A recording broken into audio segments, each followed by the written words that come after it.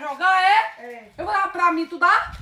Mulher, como é que tu vai levar esse negócio pra tua casa? Tua casa já não cabe mais, rapaz. Me Isso giganga. aqui a pessoa aproveita. É o que eu digo a Marcela. Marcela não quer levar isso aqui pra outra casa, não. Vou levar lixo pra casa, não. Ó, isso aqui tudo ir pra cima, ó. Caminhão pra tirar as buchinhas tudo de lá e tu vai levar mais. É o quê, dona Maria?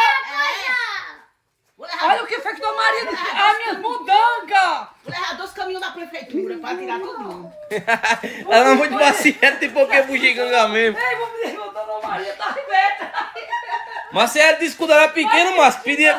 Mãe, Marcela disse. Uma faxina ali é 3 caminhões que sai.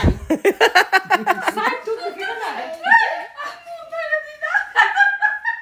Cuidado aí, Inácio, porque se vier aquelas cobras, aquela que engole gente e se esconder ali, eu não digo é nada.